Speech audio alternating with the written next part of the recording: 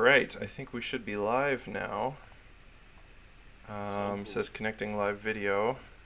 This is the first time I'm streaming to Facebook alone. Yeah, here we are. We're live. Great. Fantastic. Hey, Steve, how's it going? Good, Mike. This is my first time being live like this. Nice. This is my sixth time, I want to say. So You're a pro. I'm a veteran. But this is my first time streaming through just Facebook, so What did you do before YouTube as well or something? yeah, YouTube as well until the content ID algorithm started to make my life miserable.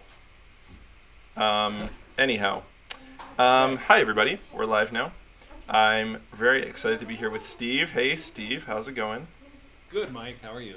Good. I was told by a little bird that I should call you by your full name, Stephen H. Cowan. H. Cowan? Yes. My middle name is now begin with H, and I do recall a little bird making this bad joke to me a while ago, and I can't remember who it is. Okay, it's Zach Pleat. Hi Zach, if you're watching. I did Yeah. what you asked.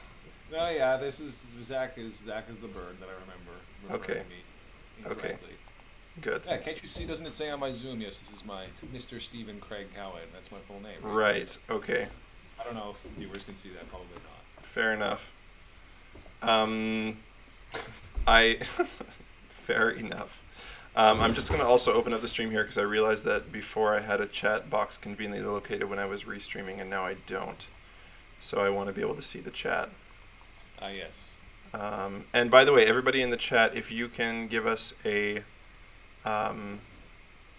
let us know if the audio is working fine. On my Zoom, yes, That would be great. Mr. Stephen Craig Cowan. Just tell us if the audio is doing anything weird or not. That would be awesome. Awesome. Okay. So Steve, you're still with me? Yeah, I am. I'm trying to position the, like I said, first time. Yeah. Position the chat so that I can still see you. Okay. Okay. I think I have it. I'm just going to open it on my phone. Also, my cats are going crazy, so if you hear crazy noises, it's because Jessica's fighting with the cats in a box. I've got a cat in a box right here. A cat in a box. Where's your cat in a box? Can you introduce your cat in a box? This is Tony. He was on a box. Oh, hi, Tony. He's so sweet. Say hi to everybody. Tony's on the stream. You can watch the stream to see Tony. Okay, Steve, can you give us a little, very short intro to you before you play something? Yeah. What are you all about? Sure. What am I all about? I grew up in St. John's, Newfoundland, East Coast Canada, for those who don't know where that is. I played piano as a very young child, then transitioned to drum set, picking up sort of self-taught, I guess, guitar when I was maybe 15, playing a lot of electric guitar. And I was always very passionate about music, and I guess played a lot. I never considered myself practicing in a formal sense until later. And most of my musical interest was rock until I became university age. Out of necessity, I discovered classical guitar. I wanted to study music at that level, and that was the only way that I could do it in St. John's. And long story short, I just sort of, went to it by default because I could finger pick a little bit and heard some Brower and some other stuff and kind of never really looked back. Nice. From there, studied in Newfoundland. Still play other styles of music, and I still play drums. But this has certainly been my focus. Did my undergraduate in Newfoundland, my master's in New York, and since 2012, I've been sort of trying to build my career with a base in Montreal. Doing a lot of traveling, but yeah, just a self-employed musician in Montreal these days. Awesome. Yeah. Super cool. And you're doing a lot of interesting things, which we'll talk about. But, not so many interesting things since coronavirus, but... Definitely fewer interesting things. But, fewer. Except for this stream. That's an interesting thing. This is the most interesting thing happening right now in the world. We're going to have you play some music now. For this stream, we're pairing some videos with some pieces because Steve came prepared with some cool thematic stuff. So, first is Catch Turian, right? Do you want to talk a bit about this music? Sure, yeah. I'll talk about the pieces, and then maybe we'll play the video first, and then I'll play the piece. Does that work? That's what I'm thinking. Yeah. Yeah, so this piece we're going to show a video of, titled Prelude for Guitar, but it's escaping me now, but I did some research. It's not actually called Prelude for Guitar. Raphael Andia, a French guitarist who arranged it for guitar, that's, I think, the title that he and the publisher attribute to it. Ah. But I think it's called Don't, I'm going to say Walk, Don't Run, but no, that's not it. It's basically a children's sort of pedagogical piece for piano by Khachaturian, and under a different title. And I sort of had to discover that because it's not really clear in the guitar version of it. Anyhow, all that to say is this piece was requested by the record label that I recorded the Arctic Sonata album for. He asked me to record this piece. And anyhow, I just looked into some other of Khachaturian's music, sort of around the same level and era. And there's actually a website I found with several sort of these miniatures, student piano works that were arranged for guitar. So there's a video is of one, and then the piece I'm going to play is sort of another shorter, slower one in a similar vein. Cool. They just work really, really nice on guitar. I always thought, like, I heard that this was the only guitar piece he wrote, but I guess that's just a lie. Well, that's what I thought, and that's what, like I said, the information that I could find led me to believe, because it said Prelude for Guitar. It wasn't clear that, but then I found the piece under a different title, and it's clearly arranged by a guitarist. Huh. So I don't think he actually wrote for guitar, unfortunately. It's too bad. And he was Russian? Soviet Armenian, so I definitely spent some time in Russia, but okay. Yeah. Soviet Armenia, and from the mid 20th century. Yeah, and I think a lot of his music draws on some folk elements, which is why I think why many compositions with folk elements get arranged for this guitar. Yeah, for sure. By the way, thank you, Silas, for telling me the audio sounds okay. If anyone else feels like it's weird, the levels, just tell me. I can maybe be louder. Okay, so I'll turn my. Well, I turned you up already. Okay, well, I turned myself up even more, so now we'll see. If Steve's too loud, tell us. And also Adam says, hi, love you, Steve and Mike. Oh, wonderful. Okay, let's listen to some Khachaturian. I'm just going to play now this recording for you all before Steve actually plays for us.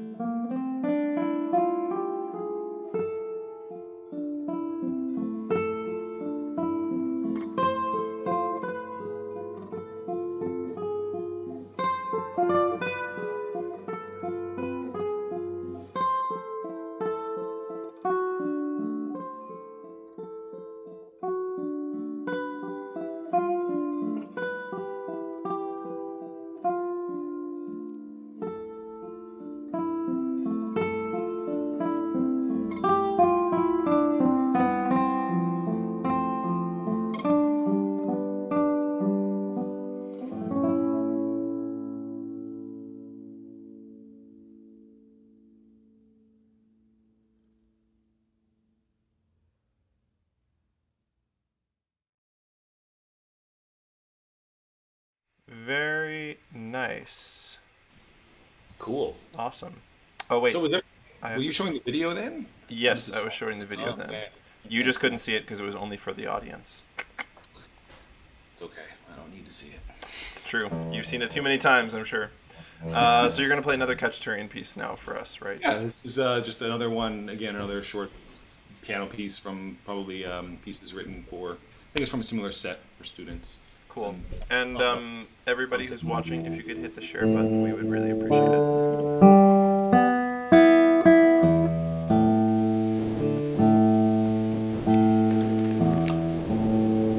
Wait, Steve, something is going quite intense with the mic. mic. Yeah. Try playing again. I had turned the volume up. Ah, that's better. Okay. Much better. Okay, I'm just gonna turn my own mic off.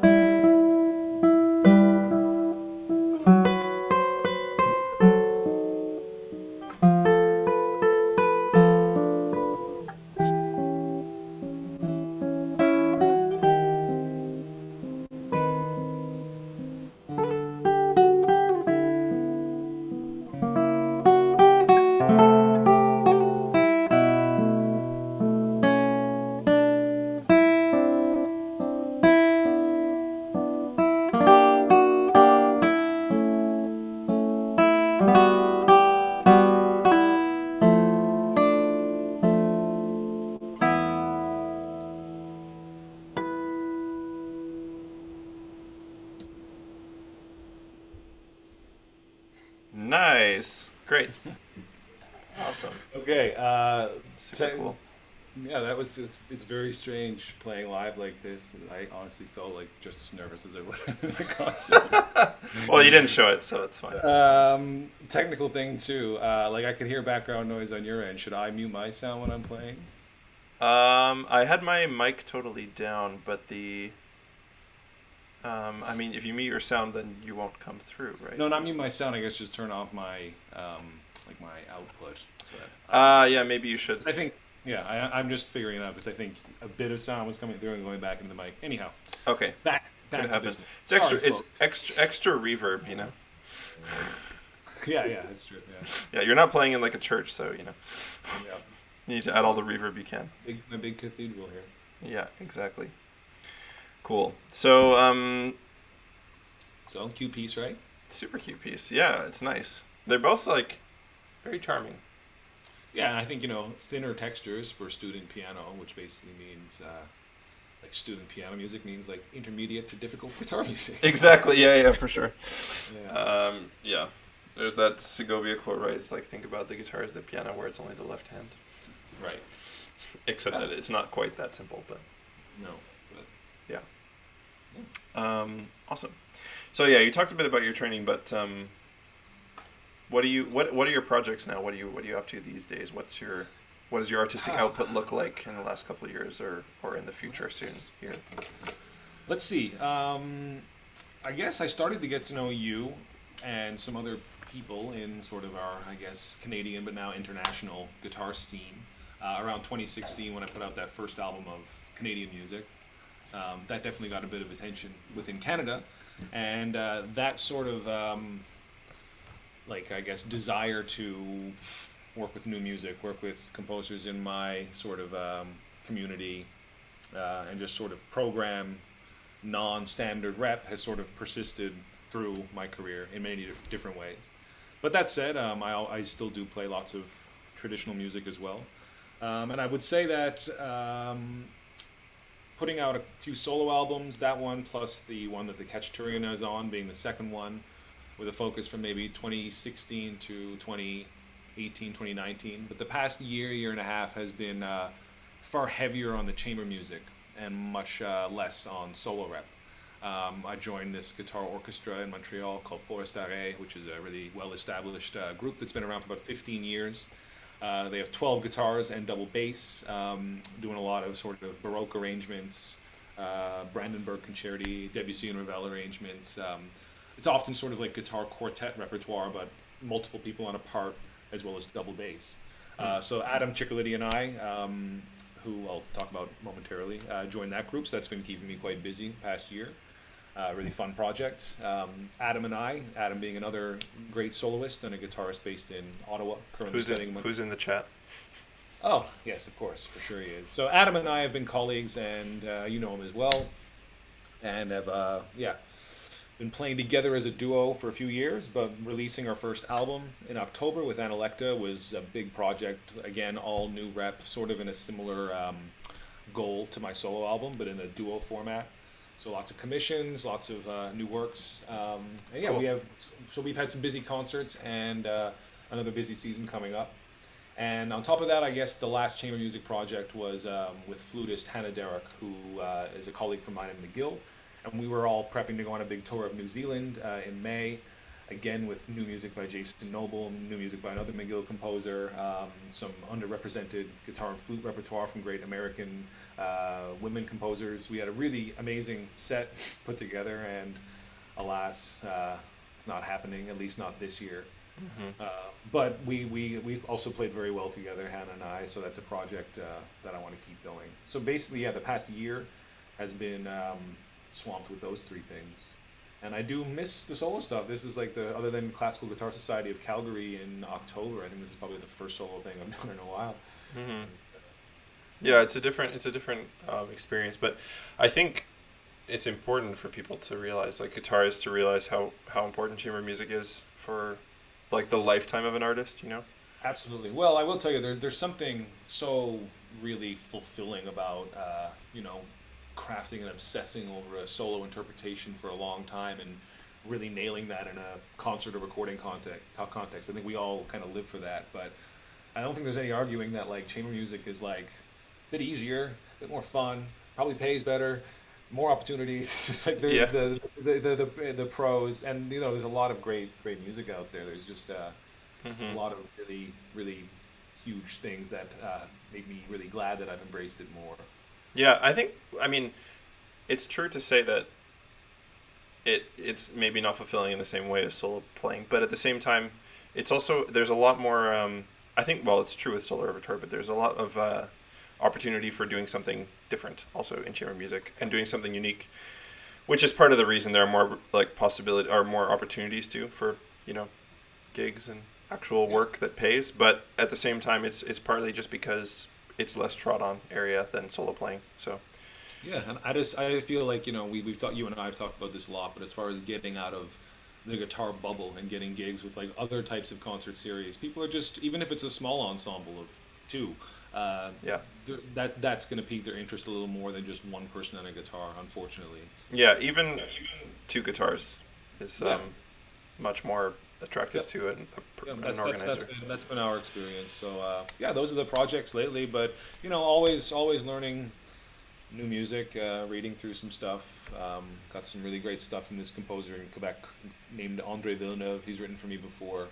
Writes this very slow, moody, harmonically rich music, almost reminiscent of Takemitsu in some ways. And he just gave me a bunch of new, really dark, depressing pieces. So it's perfect timing for isolation Nice. music. Yeah, I'm Would working be- through the final edits and bringing together the entire sonata of Nathan's sonata, and that's also a bit dark. That's and great. depressing. The piece, the clips I've heard, it's awesome. Thanks. It's the playing's great, but the writing, it's just Yeah. it's such It's- such craftsmanship in that work. It's amazing. Yeah, he Nathan set the bar high with that one. yeah, he did. But I mean, it's also good for this time of being alone all the time because it's kind of sort Yeah. of neurotic, obsessive, isolated Shostakovich, vibe. Yeah. So Yeah. Anyways, the gotcha question I ask all the guests on the show Sure. is, how do you define classical guitar? How do I define classical guitar? Yeah.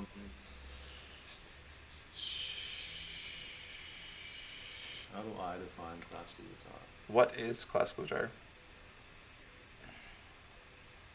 Like if like now, so I would answer this question maybe differently depending on who was asking me it. Like if I say that and someone just has no idea what I mean whatsoever, I would just say I would keep it simple and I would say it has nylon strings and I play with my fingernails.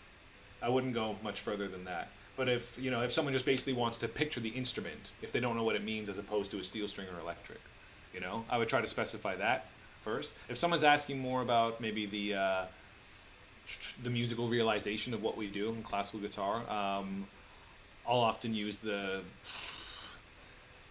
simple little analogy of the fact that it's like a piano, but we're playing on guitar, and that I'm not playing just chords or just a riff.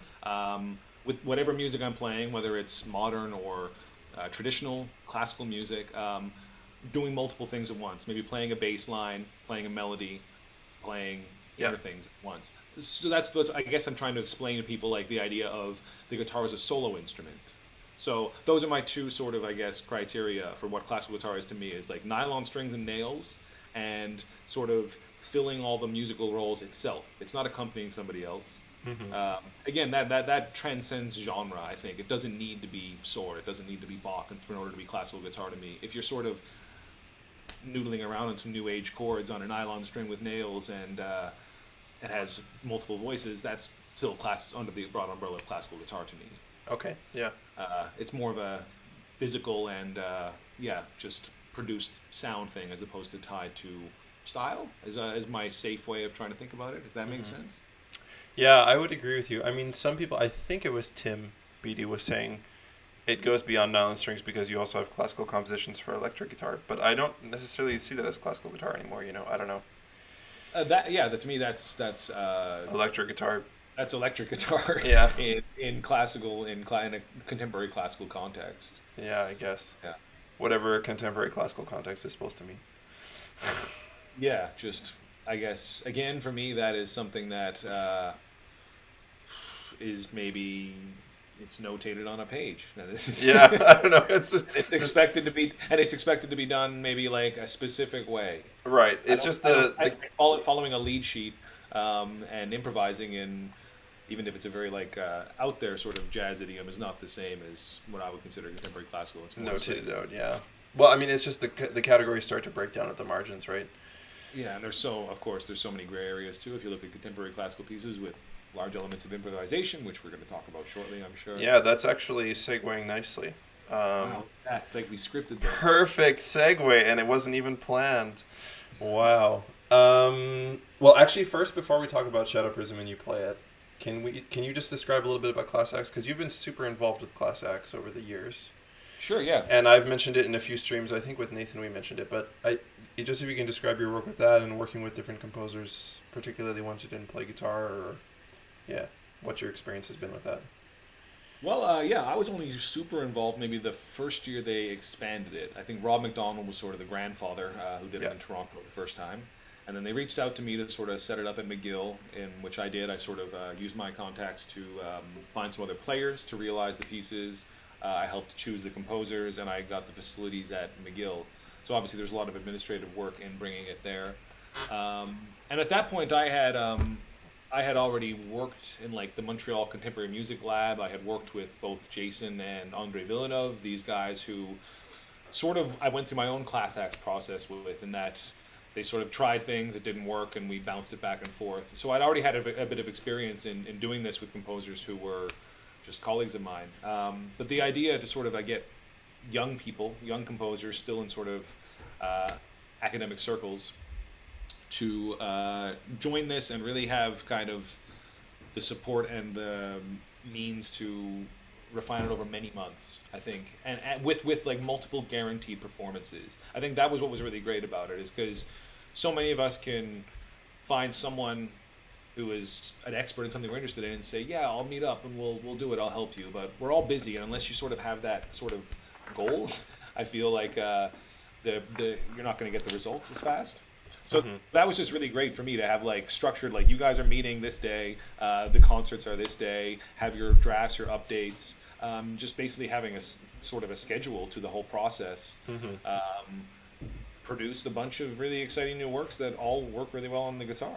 Yeah, I think. And yeah, I followed, well, basically last year when Nathan played this piece by Sean, and there was several other ones. Christina, I know you guys played some of those pieces. I just went to the concert. I was too busy. I didn't have anything to do with it, but I was like so happy to see how it came out. I thought the pieces were incredible, and the performances were top notch, and the attendance at the concerts was great. Just made me really excited about the guitar scene in Canada. Yeah, the thing that I love about the Class X thing is like every single piece I've seen. I mean, I'm sure there are pieces that don't work as well, but every single piece I've seen that's come out of it has been the first attempt by a composer on the guitar, but it's worked super well. And I know that's largely due to the work of people like Rob, who give the materials to the composers, and then also to the players who work with the composers one-on-one and do that, I don't want to say hard work, but that detailed work of like, you know, talking it over. So that's really, really awesome. And I think it's a good model for people who want to work with composers who are not familiar with the instrument, which unfortunately is most composers, because they don't learn about it in class. Really, it's not like part of their education per se to write for guitar. I think even hearing from the composers too, it's like, of course they're less experienced with the instrument, but I think even for them, just having that process to just was nice, regardless of instrument. You know, just to go really deep with a specific performer. Yeah, for sure. Nice. Yeah. Well, and Shadow Prism was not part of Class X, right?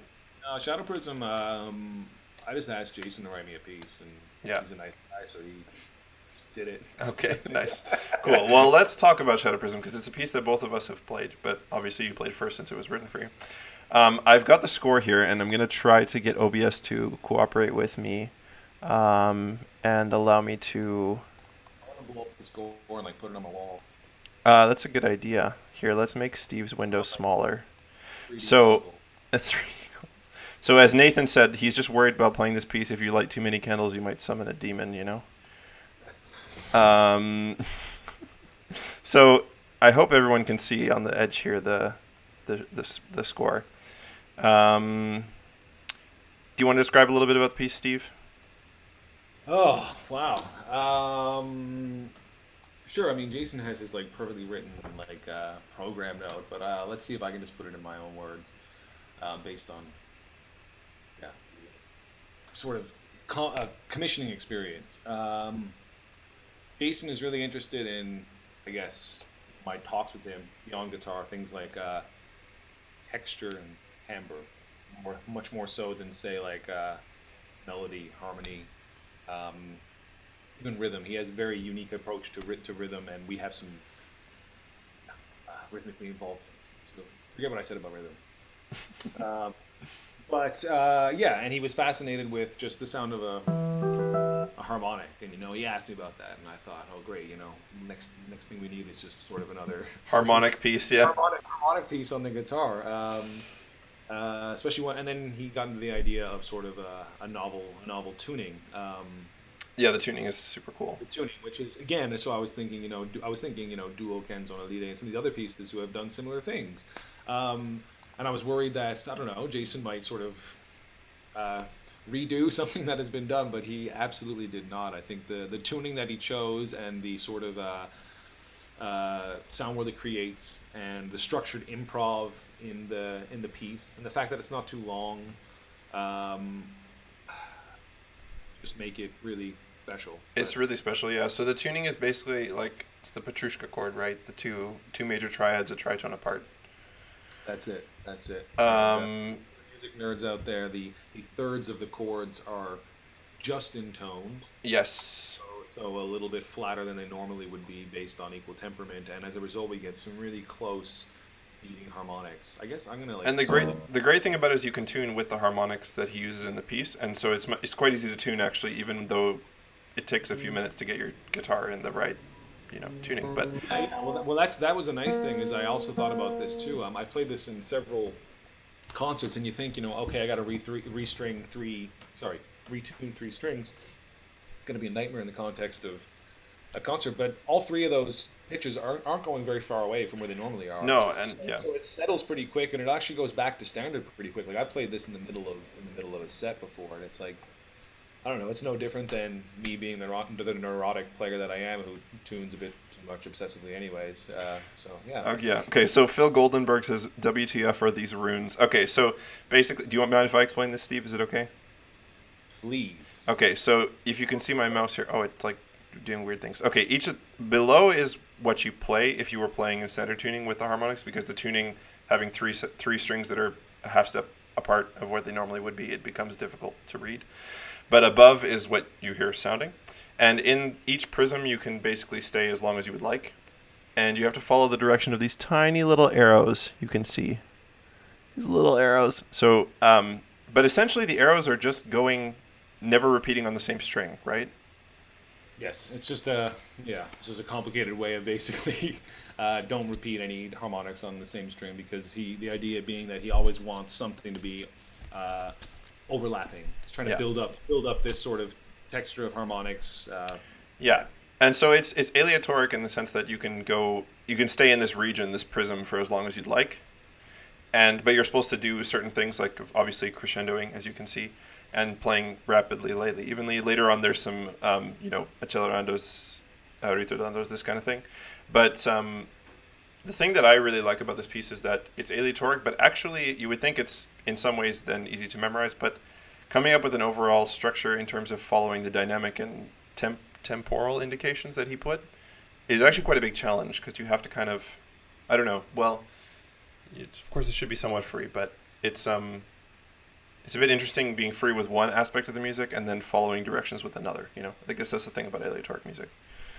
Yeah, well, there's a definite like trajectory and like linear form, but like proportions are sort of up to you, and it's a matter of if you sort of, I don't know, take liberties in one area of like in the proportions of one area, you gotta in the moment maybe balance it out in the other ones as well. You know what I mean? Yeah, that's the thing that was really nice working on it with Carlo, too, my teacher in Maastricht, is that he's all about, dynamics and phrasing is like his biggest things. He almost cares a little more about that than playing the right notes sometimes. And being, constantly reminded, okay, you're not actually crescendoing here, you're not actually doing these dynamic things, was really helpful, because with harmonics alone, it's quite tricky to do these dynamics well. It is, yeah. That was another thing. This was the sort of pushed the technique a little further. I'm going to scroll down too, just so people can see a little below, further down. You can see that it becomes kind of normal aleatoric, where you have, like here, there's a group of 4 notes at the bottom where you can repeat those 4 notes as many times as you would like. And then further down, we get some some of those phrases where you're speeding up the phrase and then slowing it down, or the reverse. And you can see the dynamics are obviously very meticulously notated. And the duration can be pretty varied, right? Because each region you can stay in for as long as you'd like, so it can go quite a few different lengths, actually. Yeah, like I think there was like a time when I played this, and I think the purpose of it was actually at like a music meets neuroscience presentation, and Jason was using this piece as an example to sort of, I guess, maybe show some of his ideas about temporal space and free time and blah blah blah. And he essentially, with that little bit of guidance, asked me to play the beginning section a lot longer and with a lot more freedom, not necessarily rapidly, but just sort of longer and looser, more slowly developing. And then there's like the GFA, when I tried to play this, and I was like, okay, this needs to be 4.5 minutes. I can't leave it too long. I basically had like a short version and a long version for different purposes. That's the nice thing about the piece. It's like, to me, it's like an idea with a defined structure, but you can like take a balloon or something, and you can blow it up and make a big shadow prism if you want, or you can just have a little one. Yeah, exactly. Little baby shadow prism. Can you also, one of the coolest techniques that I really enjoy playing in this is when you do those sweeps on the open strings, and then you have these harmonics where you mute right at the harmonic. So if you guys can see it, if everyone watching can see at the bottom of the page, basically you do the sweep and then you mute on the 12th fret harmonic, and it leaves some notes ringing. It's very cool.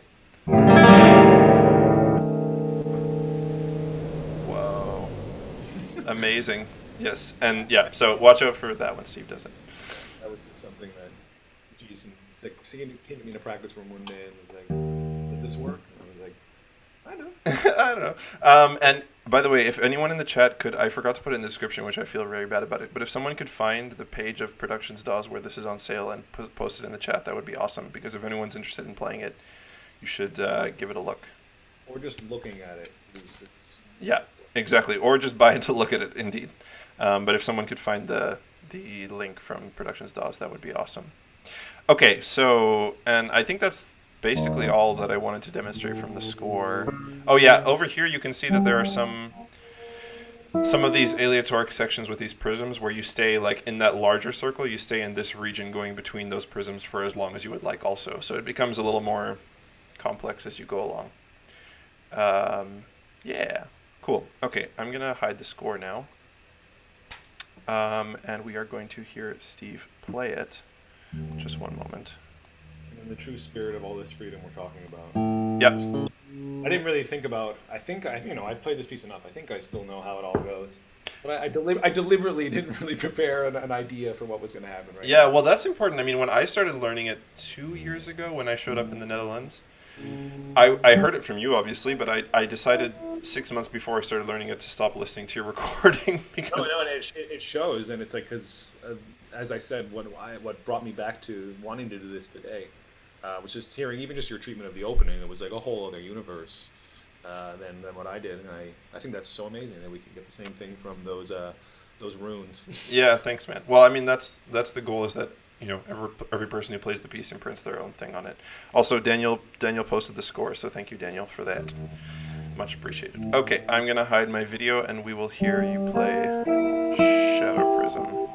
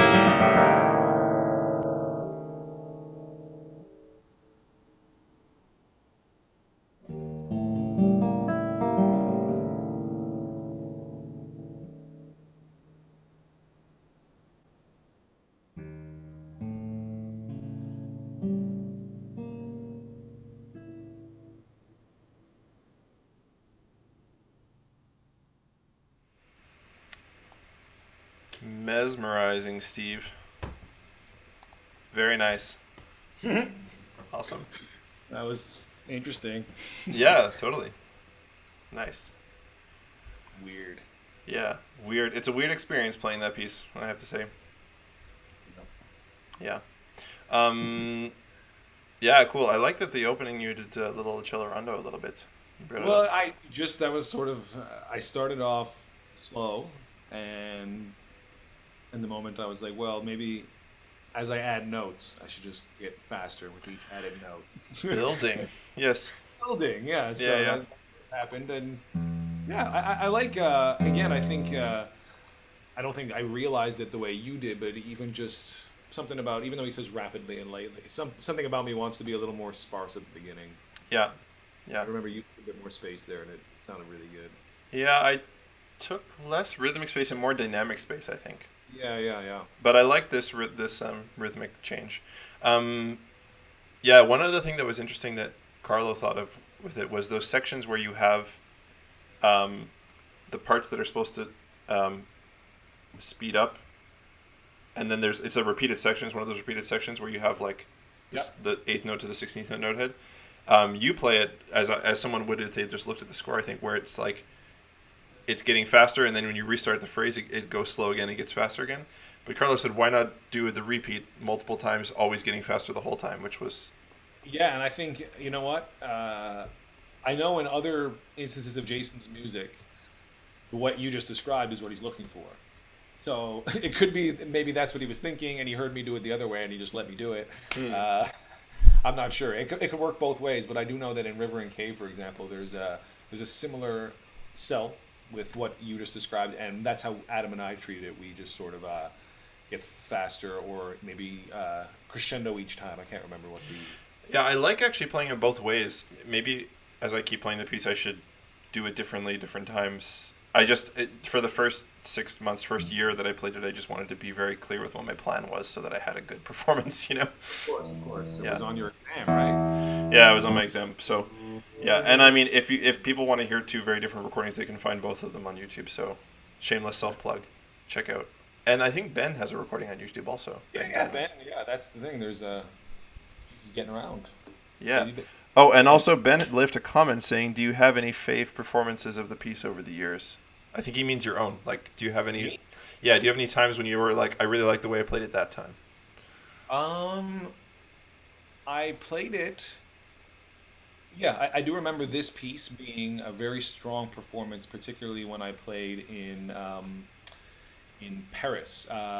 First time I did a little European tour, I had a gig at the Centre Culturel Canadien, the Canadian Cultural Embassy in Paris. And while I was always doing a lot of Canadian stuff, this was maybe like my first Canadian program, I think. And it was in Paris. There was a good audience there. So that was just like really satisfying in itself. And then I just remember a couple of factors. The hall wasn't that great, but as a result, I was amplified, and the sound as when I was amplified was very nice. The hall was also like pitch dark, except for like a spotlight on me. Nice. So all these things kind of came into play. Like it was Paris. There was a big crowd. I was in good shape. It was pitch black, and my guitar was amplified, so I had no worry about. I had no worry about sort of the nuance of the harmonics coming through, and I could just tell that that piece kind of hit an audience in a way that they weren't expecting, as it would. You know, if someone goes to a classical guitar concert and you just kind of throw that in them, and I played it pretty early in the set, so I remember that was Cool. That was probably the highlight performance. Thanks, Ben. Good question. Yeah, totally. And if anyone else has any questions for Steve, let us know. Yeah, I'll pull up the chat again. Also, everybody, please smash that share button if you want. We're gonna play a little game, Steve. You ready to play a game? Yes, I love games. Do you know what's gonna happen here?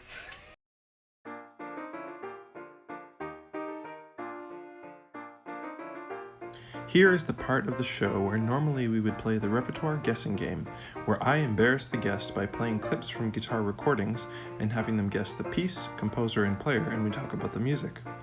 Unfortunately, YouTube and/or Naxos, the label where many of the recordings come from, automatically block my videos when I do this due to copyright claims. Even though I know that short clips of copyrighted content are allowed under fair use when they are being used for commentary and/or education. Due to this delightful roadblock from our benevolent YouTube overlords, we'll be skipping this section, but if you'd like, you can check out the full stream with the repertoire guessing game on Facebook through the link below in the description box. Now, back to our fascinating guest.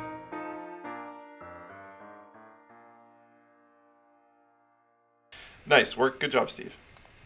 Thanks, Mike. Proud of you. So, how do you practice? I want to ask everybody this when they come on the stream. How do I practice? Assuming you do practice. Yeah, well, I practice and I play. It depends on what I'm in the mood for and what I need to do. These days, I would say that I think I'm starting to solidify goals and get a better routine going. But as I've been in quarantine, I've been playing a lot, as in the guitar's been in my hands a lot. But other than this, nothing is really pressing to me to have anything sort of super refined and presentable in a large scale format because we have no concerts. So I'm sort of allowing myself the freedom to just sort of casually read through stuff, work on a bit of technique, slowly just kind of play through old stuff and do what I want to do, and not necessarily put too much pressure on myself to, like, I don't know, learn the entire Bach works or something and be uber productive during this time. I think we're all managing many things. So that's just to give you my practice update now. I'm playing a lot now, but still sort of in a brainstorming, processing life way. Yeah, for sure. I mean, that kind of practice is fun, though. I'm preparing for a final exam for my master's here with Carlo, and I chose a ridiculous program, so I'm kind of saddled with that, which is a lot of fun, to learn this giant program and prepare it. But I miss those days of just sometimes when you have a month or two where you don't have a lot of responsibilities and you can actually just learn new music. And that's what I mean. It's like I haven't felt like this in years, and I've kind of been longing for it. Mind you, I didn't really want a global pandemic to come along with it in order to get it. Yeah, you're like, but if it takes a pandemic. But yeah, it's a nice place to be in because I am like I made this sarcastic sort of remark about Bach, but I have been reading through lots of Bach just for fun and just some other scores that people have given to me over the years that I've never had the time to look through. So I'm just sort of going through my collection. Anyhow, but how do I really practice regularly? Let's see. What are your favorite tips and tricks? Steve's tips and tricks. Hey, and Krishna is saying any technique exercise is recommended. And actually, if you have an exercise or a musical thing you use, like a way to practice a phrase or something, or a technique thing, and you could demonstrate it, that would be awesome. If there's anything that comes to mind. Let me think. How to summarize this best.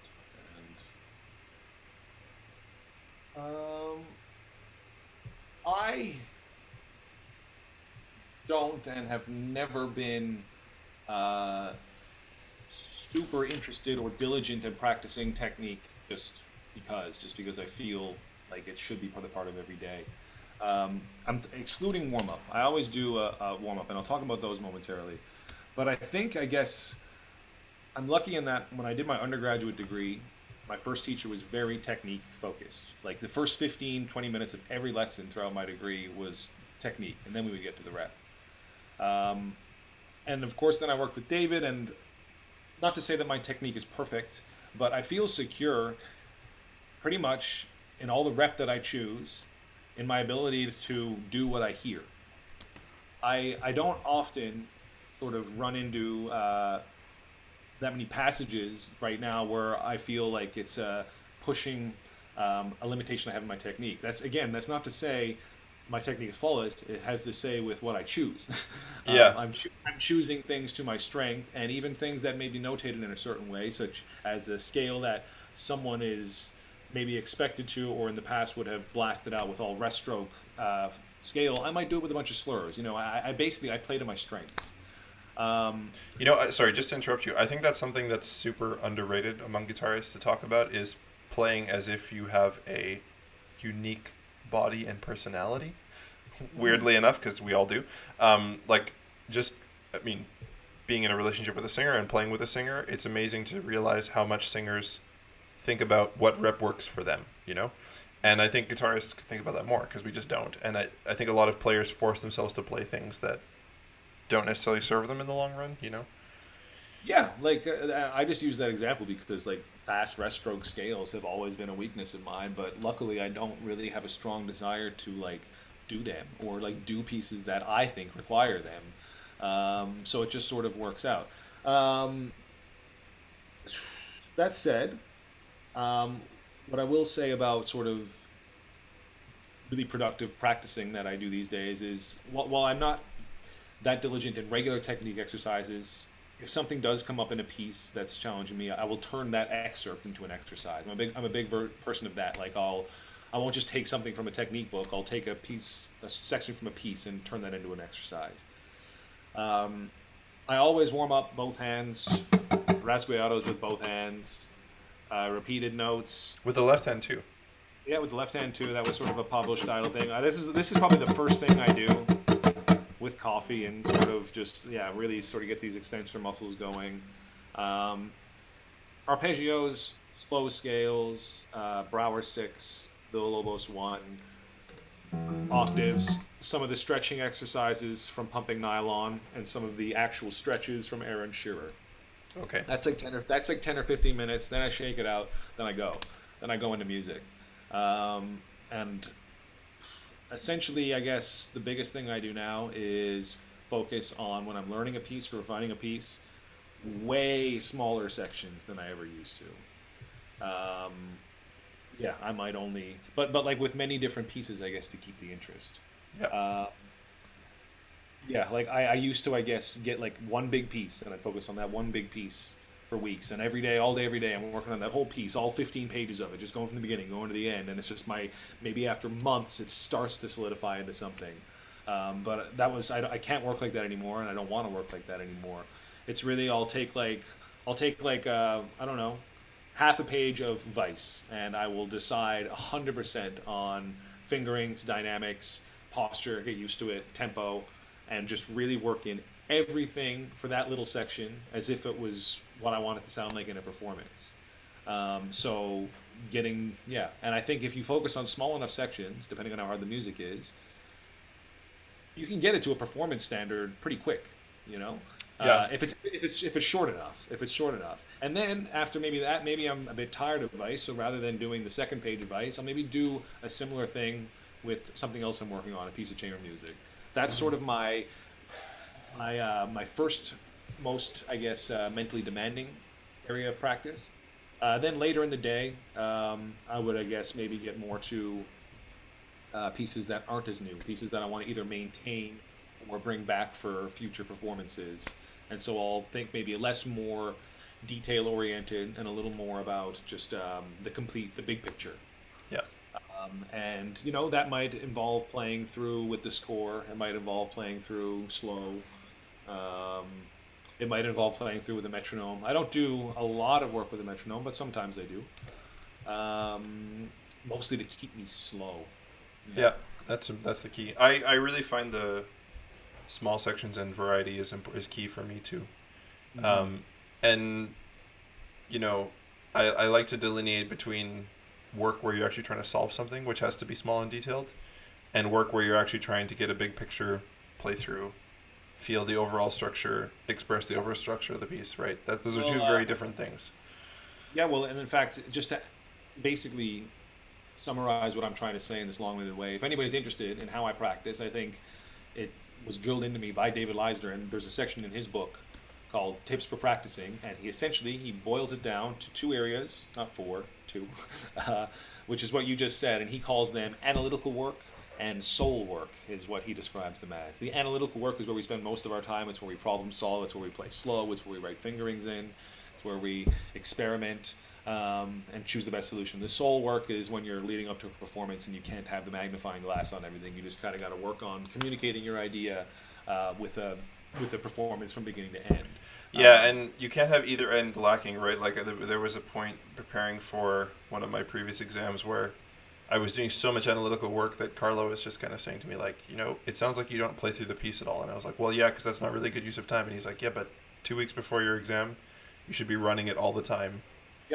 Yep. There comes a certain point when you just got to kind of accept it, and you can, these like I said about Shadow Prism, I think our interpretations are living, breathing things. They can be changed later. Yeah, and the thing is, in that time too, I was playing a lot of concerts with other rep. Like I was playing a lot with Jessica and our duo and stuff. So my performance repertoire is kind of separate from my exam repertoire, and I wasn't thinking about it in that mindset, which was a problem. So I wasn't doing that second type of practice. So I think that's really valuable, actually. Mm-hmm. Yeah.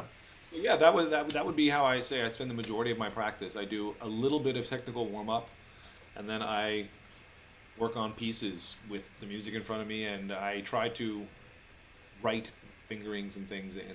Cool. The sooner I do that, the faster I'll learn a piece, and the faster it will stick and feel more secure. Yeah, I write a lot of things too, and I finally got a double-ended colored pencil, blue and red, for writing dynamics and phrasing and things, even for myself, and it's really helpful.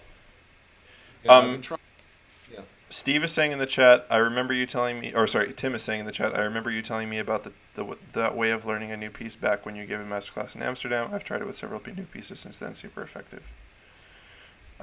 Is he talking about what you were just describing? Perhaps, yeah, just maybe just working in smaller sections, and it's like I said, it's been out of necessity because I got a few gigs here in Montreal where I just remember one where Renaud Cote-Giguère, who's a great guitarist in Montreal, sort of broke his arm 3 weeks before a gig where he had to play a full program with choir. Hi, Jessica. Steve says hi. Hi, Steve. Thanks for the one. Jerome does this too, and Sylvie did it back in Newfoundland. There was just this, they kind of prepared us. They gave us quick studies. It was this happens in the real world sometimes. You have to learn something really fast. Yeah. And sure enough, it has happened to me several times where gigs have popped up and I've had to learn fast, and that's usually what I do. Yeah. Yeah, sometimes I think trial by fire is a good way to improve your practicing. Cool. Nice.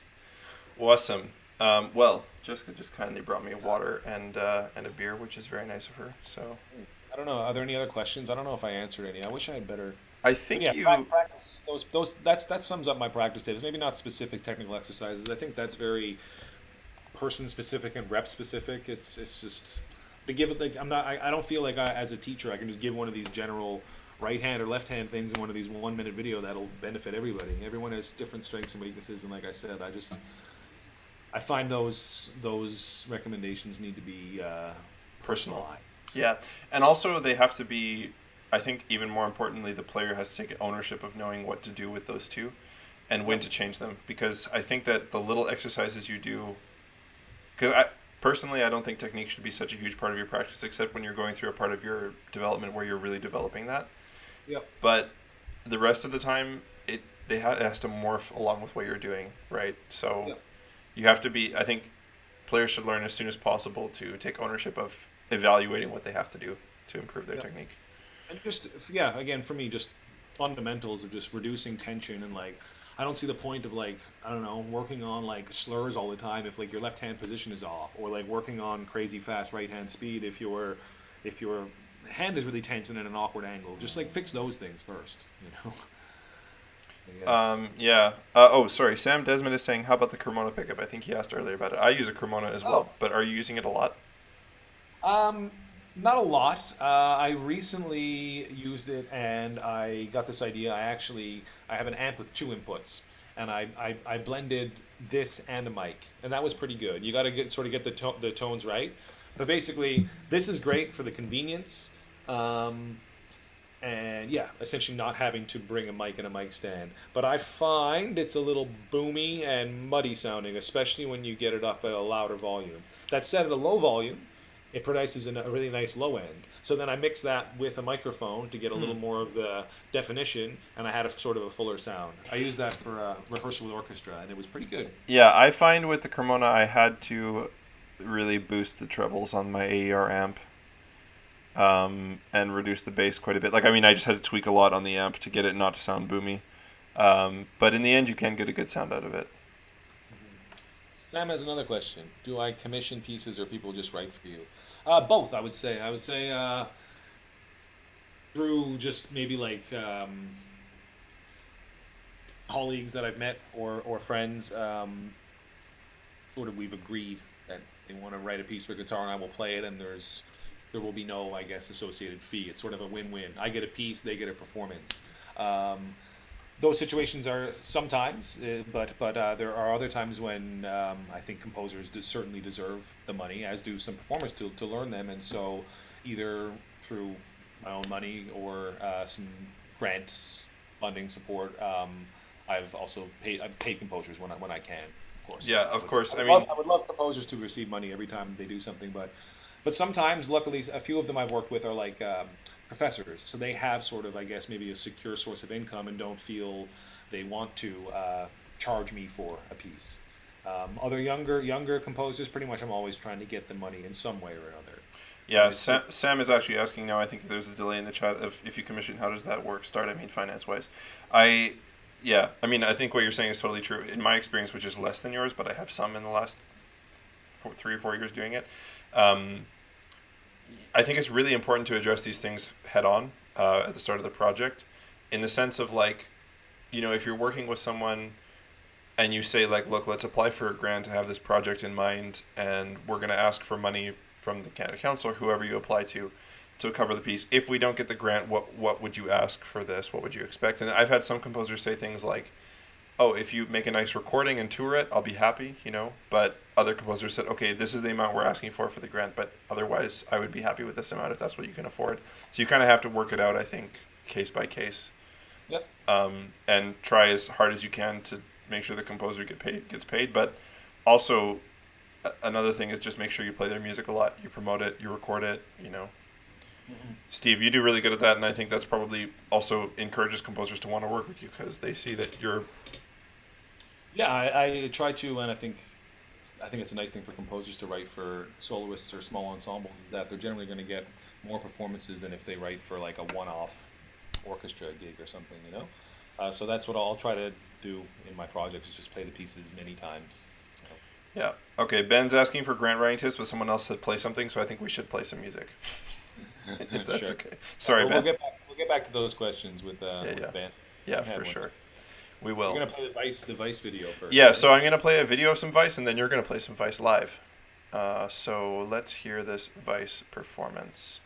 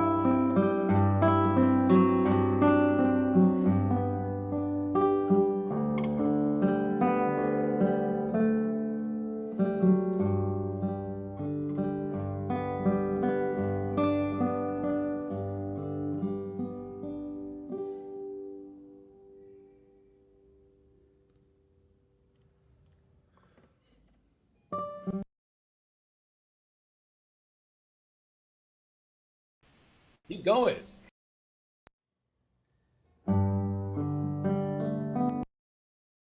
Sorry, everybody. Because it starts automatically at the beginning again. 1 second. Let me see if I can fast forward it.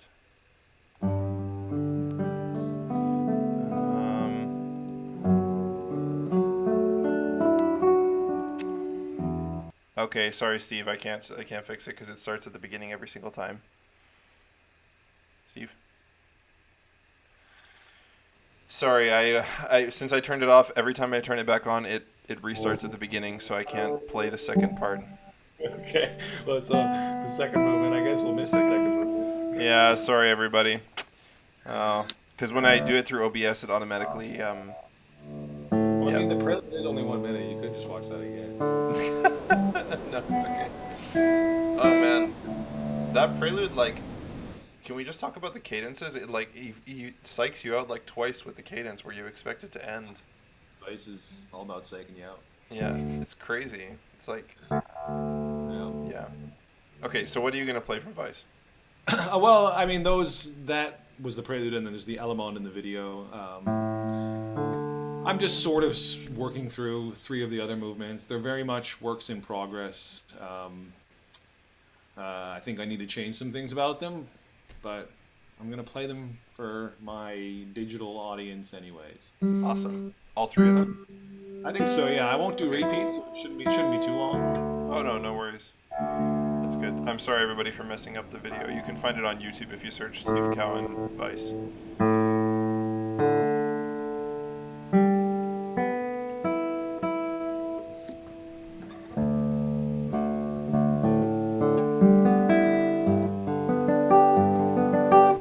Okay, I'm gonna turn off my video here and my mic.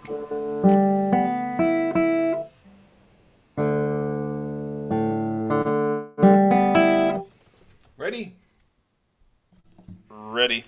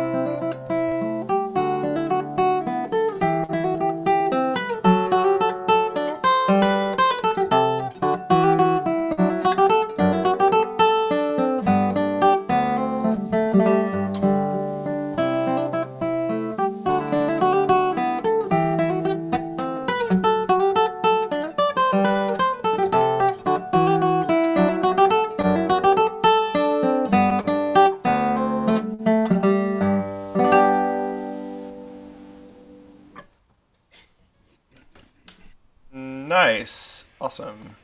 Nice job, man. What? Nice job. Thanks. Yeah. Sounds great. First time I've ever performed any of those, really. So, Nice. For the entire internet. entire internet. For all time. Good job.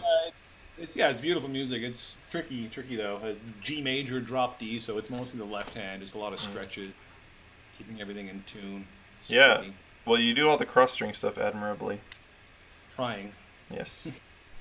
Awesome. Well, should we maybe address Ben's question here? What do you think? Yeah, what kind of questions are here? Well, Ben was asking about advice for grant writing. I guess specifically in the context of playing contemporary music. I mean, Oh, that's where you're going to get most of the grant funding, but yeah, it's true. not necessarily. I mean, there's a big answer to that question. I would say there's two things that I think anyone can keep in mind, regardless of music, just grant writing 101, that I've learned is one, you can't sort of just have an open-ended plan that will happen should you get the funding. You need to apply with a budget, a timeline, quotes, involved people, everything. It needs to look on the paper as if it's going to happen regardless of if you get the money. They want to know that they're giving something that is going to happen, that you have the ability to realize. So you need to prove that through, again, budget, planning, all the other parts of the grant. You can't say, this depends if I get this, and when would Case Hall rent this person or buy this person. You can't do it after the fact. It needs to be in place beforehand. I guess the second thing is, even though you may be looking for money for your project and your self-interest, you kind of need to angle it, and not in a false way, but start thinking about this as far as your projects go, and how it basically is relevant to other people and to maybe Canadian culture or society at large. If you're trying to get money for a new piece, who is that piece going to reach in a concert setting? Who is that piece going to reach in performers? Like, what is it going to offer the greater guitar community, the greater music listening community? What new is it bringing to the table? That's just my long way of saying you need to, I guess, show interdisciplinary and just wider reach and range for your projects than just you. You can't Outwardly just say, focused, yeah. you can't just say this piece of music. I really like it. I like the guy's music. It will help my career. Yeah. But then what are you going to do with your career? Are you going to give back to your community by sharing your knowledge and through teaching? Blah blah blah. These are the other things that you fill in your grant. Yeah. Start thinking about how you can bridge whatever you do, even as abstract as a new piece of music on a piece of wood that we play in our bedroom can seem, and how self-focused it can see. See how whatever way you can bridge that with other projects and other people's thinking and values, and you're going to have more likelihood to secure funding from people who are choosing who gets this money. Yeah, I would say so. I mean, like, in my experience, I haven't won a lot of grants, but a few, and I think the ones that were successful were on projects that I was doing regardless, that were happening, where I had invitation letters and everything, like you said. Oh, your cat's meowing. Also, yeah, the outward focus and the emphasis on how you're interacting with the places where you're doing this. Like, for the tour that Nathan and I did, we had already, gigs booked in a few places, and we made sure in the grant application to put, a description of, what's the other one? I'm listening. What are their names again? This is Tony. This is Larry. Tony and Larry. Oh, I should get Loki. Where's Loki? Loki. Sorry, Mike, I didn't mean to interrupt your... Oh, it's okay. Anyways, on that tour we had several gigs already booked, and we had a few others in the works, and we were able to put in the grant kind of like, these are the different kinds of communities we're playing in. Like, for example, we played for a chamber society where they'd never had guitar before in a small town. Right. So that kind of thing where you can say, like, look, we're going to tailor the program, which is all contemporary Canadian music, which I think also helped. We're going to tailor it to all these different audiences to make sure that it impacts each community in a way where it gives them something. It's not just like, this is the thing, it's your job to understand it, like, that doesn't work.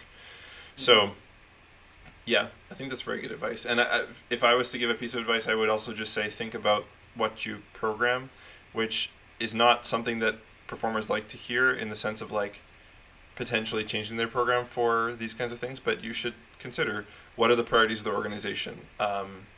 You know, are you including Canadian music? Might be required, and if it's not required, it might be smart to think about including some if you think that the organization prioritizes promoting Canadian content, right? And or the gender balance of the composers you're playing, right? Things like this, which may or may not be really important to those organizations, and that should be a factor in how you choose what you play in. Yeah. Yeah. So. I guess, yeah. Final tip too is you're not going to win anyone over with like flowery, dramatic text. These people that are reading grant apps are reading like hundreds in a matter of an hour. Yeah. They're basically skimming through it. You need to be crystal clear. Every word matters, and that first paragraph is the most important thing. They need to understand in that first paragraph what you're doing, why you're going to do it, and how you're going to do it. Yeah. So that needs, you're just laying out the facts, like almost like jot note form, but obviously it needs to be flow nice and have proper grammar and whatnot, but nothing, yeah, no flowery, grandiose, I'm going to change the world statements, because that's just going to come across as false. Because it probably is, because, I mean, yeah. Yeah, you're just looking for money for your project. Tell them why. Yeah, be clear, for sure. And less can be more, for sure. Cool. Well, wisdom from Uncle Steve. I'm curious what mentality you kind of try to maintain for performing. What are your ideas about this? I guess I'm not that I've like reached any sort of peak. I still have so many more places I want to go as a performer with regards to my abilities and the opportunities I could seek out. But I guess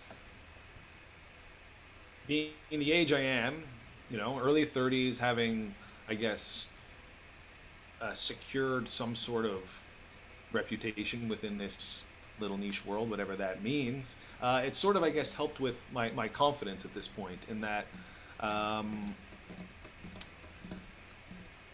should I say it?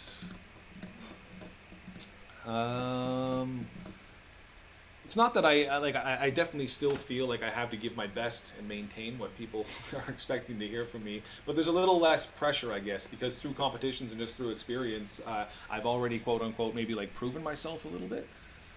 So that allows me to, when I'm preparing for a concert, just let go and have more fun, I guess, and not, yeah. So, but I still have to remind myself of that. But I guess in recent years, particularly because I've been doing more chamber music and that's just a little less stressful, I've managed to perform with more positive energy in general, so and less debilitating sort of nervous Negative energy, yeah. Yeah, and you know, I guess I know I've some of these other talks I've seen people talking about like beta blockers and other performance things like that. I mean, I'm definitely someone who nerves affects. I had a banana before I on this this thing today. I have used beta blockers in the past for competitions, and they've served me well in those contexts. But I also stopped using them in the past couple of years, and just have more fun. Yeah, that's sort of a side little note too. Yeah, I try to not take myself too seriously, even in things like competitions. Mm-hmm. I think what's important to remember is that one performance is never going to make or break your career. Like, yeah, you know, even in something like a big competition like the GFA or something, it doesn't that moment in time and the outcome of that moment in time does not change your ability to have something to say or to have future security in what you do. You know.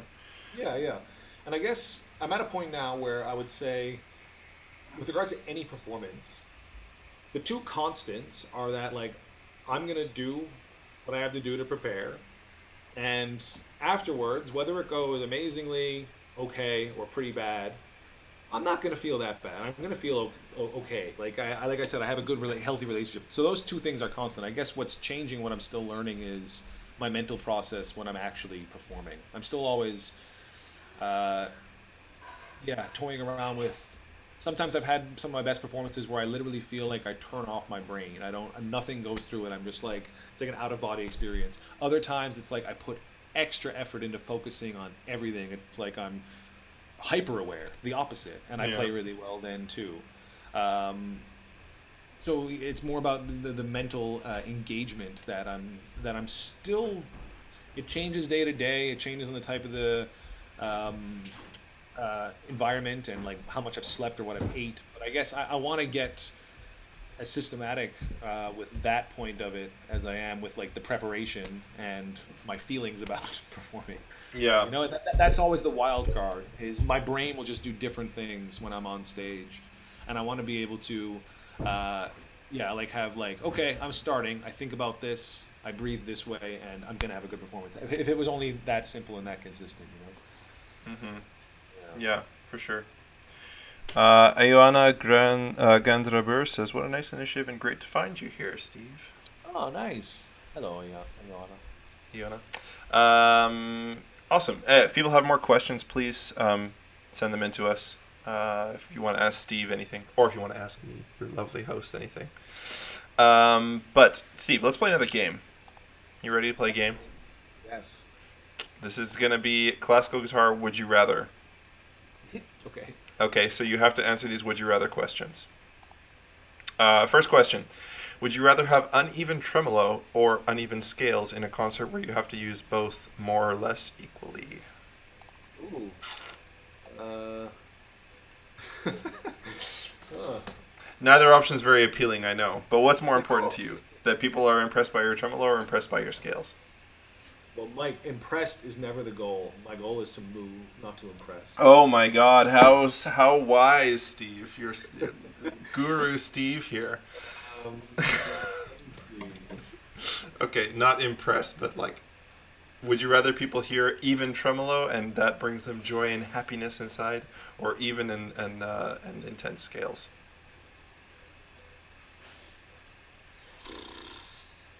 What do you think would spark more joy in the audience?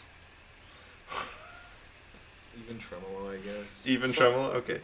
But Yeah. the thing with uneven tremolo is like usually in its unevenness it becomes even after a certain while. That's true. Yeah. People like galloping, like vroom, vroom, vroom, vroom, and like at least there's some regularity. Whereas like uneven scales just would sound like one of those like YouTube shreds videos. yeah, it's true. But on the other hand, I mean, even tremolo, there's nothing like it. Like a David Russell type tremolo is like there's nothing like it. And then uneven scales, you can kind of be like, well, scales are hard at the best of times. So like maybe he's just having a bad day, and like Yeah, I wouldn't rather either, but I would say that like my 'Cause tremolo is usually pretty good in concert. I definitely mess up a lot of scales in concerts. Yeah, me too. I'm much better with tremolo than scales. So yeah, scales. I'd rather mess up scales. Okay, you'd rather mess up scales. At least you're consistent then, right? That's what happens in my real life. So Okay. So you'd rather keep it like real life. Okay. Would you rather okay, so you have to learn and memorize in 1 week for a performance one of these two pieces, okay? okay. And if you've played them before, let's assume that you haven't played them before, okay? The entire Hey 2 suite Okay. or the Nocturnal Uh, in 1 week. 1 week. I somehow feel like the Nocturnal would actually be easier to memorize. I think so too, actually. Yeah. Because again, like thinking of like bite-sized bits, like you just like focus on one movement per session. And then, yeah. I think that would just stick in the head. I think so too, and I think it's easier to memorize because the texture changes a lot. Exactly. Hey 2's guitar writing is beautiful, but it's very like finger twister and like spirally and spider-like. I don't know. I just feel like there's a lot of potential for like confusion in this. Yeah. Whereas the Nocturnal is like, here we are. Yeah, for sure. Yeah. The Hey 2 has more traps in it, kind of like Bach. Yeah. Okay, would you rather... Okay, so this is a question I've asked everybody, so maybe you saw it in the previous streams, but would you rather sight read a concerto on stage, like the Ponce Concerto, that you haven't played before? Or would you rather play it perfectly from memory, but you shit your pants at the very beginning of the performance? That probably, yeah. That, okay. Stay professional. Everyone says, yeah. Yeah. Well, actually, Tim said the opposite. Yeah, but Tim's got that exterior image to upkeep. It's true, yeah. He's Tim, if you're watching, you're slightly more vain, is what we're saying. Okay. Would you rather play a concert when you haven't slept for a whole day? Or would you rather, right before you go on stage, eat like a super hot chili pepper that you like can't handle? Definitely the former, and it's actually happened to me a few times, and it went well. Okay, so you've played without sleep and been okay. Yeah, I again getting back to like nerves. There have been times when it's just been some of those nights where it's like, oh, I can't sleep because I'm nervous for the concert tomorrow. Oh no, it's 1 o'clock. Oh no, it's 2 o'clock. Oh no, it's 3 o'clock. Now I'm only going to sleep 2 hours, and then you just basically get up at 5 and go to your concert. Uh, Your concert at 7 a.m. Like when are you playing no, this no, but concert? I did it. It happened to me once when I played in Ottawa, and I did have a concert. I think at noon, Okay. or like 1. And it's interesting. It was, and it also happened to me in a competition where I was traveling and I had to they stay in an airport overnight, and then land in Newfoundland and then drive to the competition. Um, but what happened was the exhaustion basically kept my mind calm enough, and the adrenaline kept my mind engaged enough. And I went up there, and I just was like felt really good and was not nervous. Nice. And I crashed afterwards, obviously. But yeah, exhaustion. I wouldn't recommend doing this, obviously. And, It's it's you not know that recommended. adrenaline's a hell of a drug. Yeah, it is. Cool. Okay. Would you rather play a concert with a tiny audience that really appreciates what you're doing, or a huge audience that doesn't really respond to what you're doing? Probably the former. I do that a lot. It's Yeah. Yeah, I would agree. I mean, guitar is good with a small audience, anyways. I mean, of course, we like to play for big audiences, you know. Mhm. Awesome. And the last one. So, with a gun to your head, Steve, would you rather memorize and record all the Ponce sonatas and variations in 6 months, or only be allowed to play Soar's music for 6 months? But, like with Soar's music, do I have to like record it or like perform No, it? no, you can just only play Soar for 6 months. You can't practice anything else. You can't play anything else. You can't in lessons. You can't play excerpts of anything else. You know, I feel like both of those projects would be like hugely beneficial to any guitarist. Yeah, yeah, it would like really improve your knowledge of that composer. Yeah. But one, you like have a deadline that you have to meet, and the recordings are going to go out there whether you think they're good or not. The other one, you're just like stuck with only being able to play that music. I would say Soar. I mean, I like Ponce's music, and I think digging deep into it and recording it is a worthy pursuit. But I don't think after 6 months I would do the justice that I wanted to. Yeah, And Soar's music, particularly like just the studies and all the pedagogical value it has, it's been one of these things that I've wanted to have a better knowledge of for teaching more than anything. yeah, So that would just give me those 6 months would basically give me the opportunity to like just learn or like look through all of Soar's music. yeah, And I think again I've been exposed to it a lot. Mark Del Priore at MSM was really good at educating us on the literature and repertoire and stuff, and so I heard a lot of Soar there. But yeah, I think that would be my choice. cool, nice, awesome. A lot of fun questions. Yeah, I'm always trying to cook up these fun questions. If the audience has any suggestions for would you rather questions, please tell me and tell us. Okay, we're gonna listen to some more music. What are we gonna listen to? We're gonna listen to you play Leisner in a recording.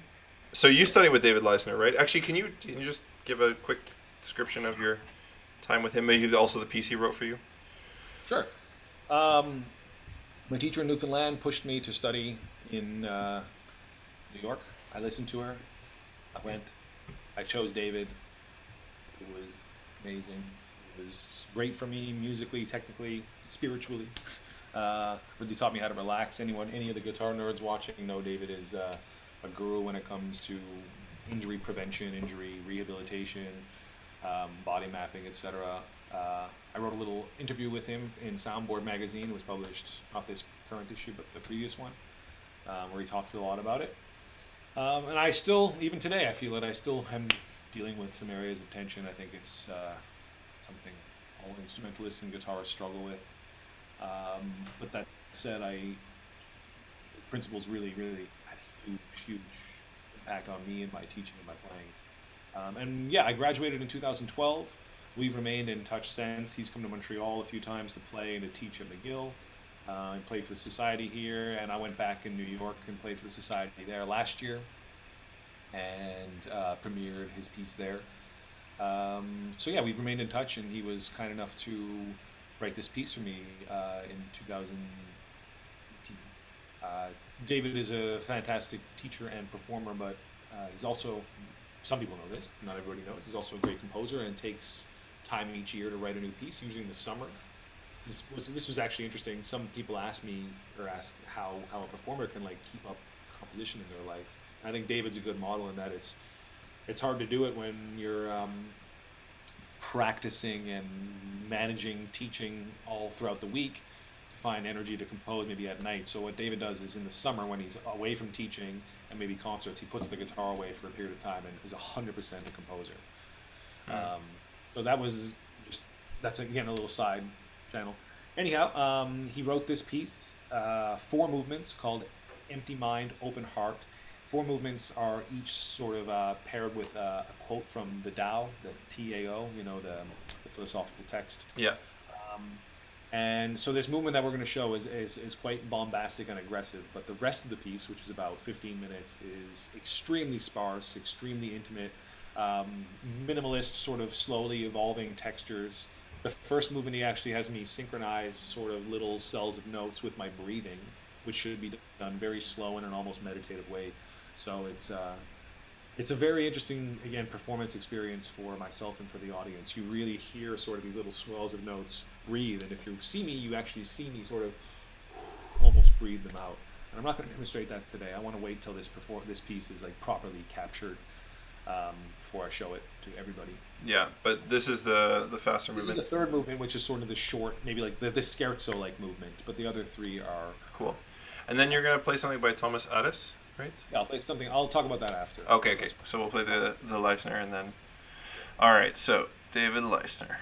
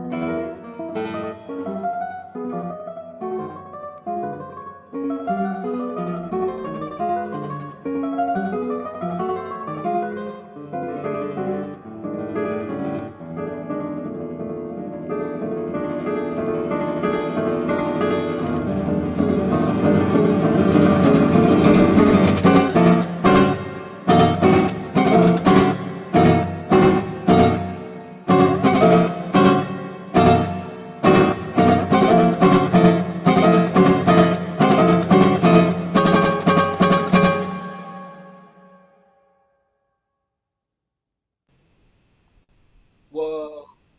That piece is all Ready. based around the tritone, interval, and cool grooves. Yeah, very groovy. Tim's comment. Yeah. Tim's comment. Neato. That was awesome, Steve. So, what are you going to play next for us? Can I play it first and then tell you about it after? Yes, yeah, play first and tell you. I'm going to turn my mic off and my video off, so...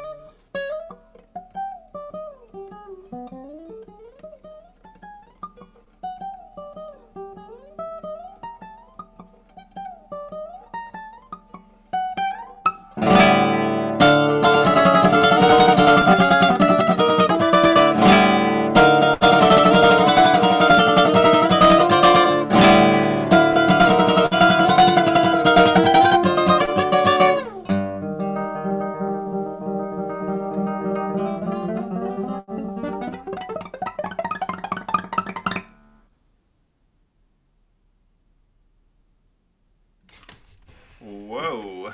Nice. Awesome. Yeah.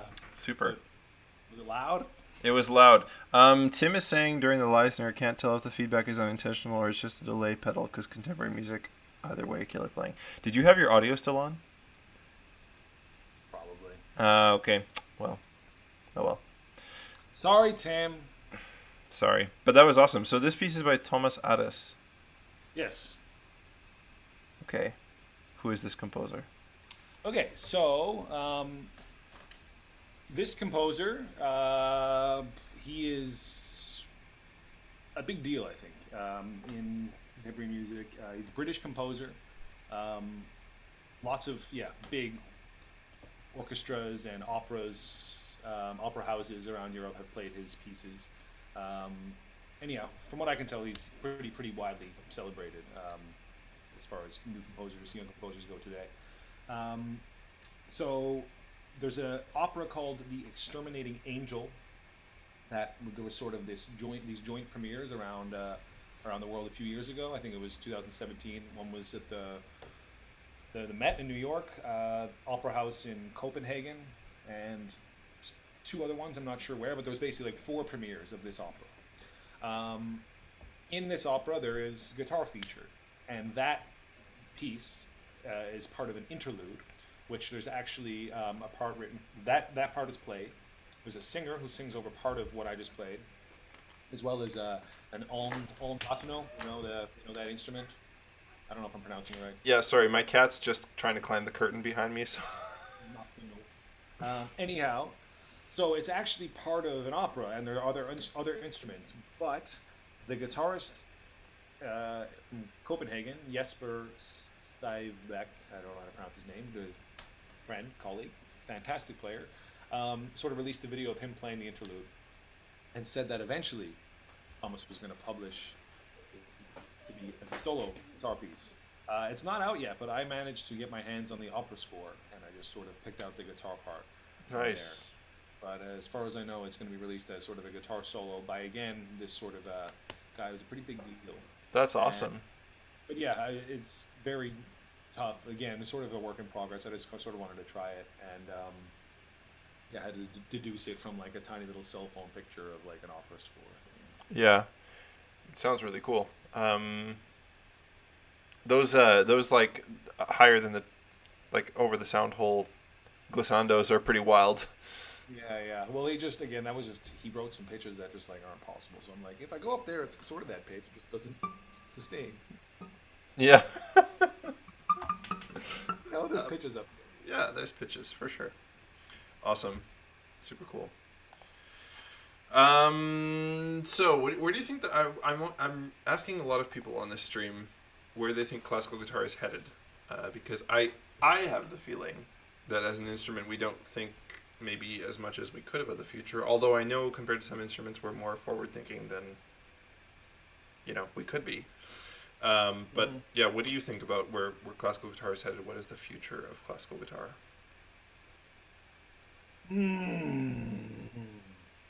What's the appropriate mix of cynicism and optimism to have here?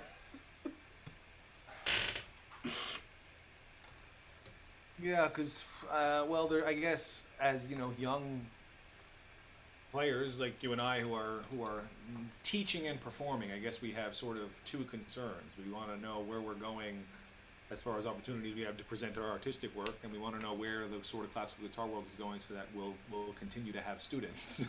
Yeah, and also gigs and stuff. Yeah. Yeah, so I don't know where it's going. If I look at sort of trends in different places, guitar specifically.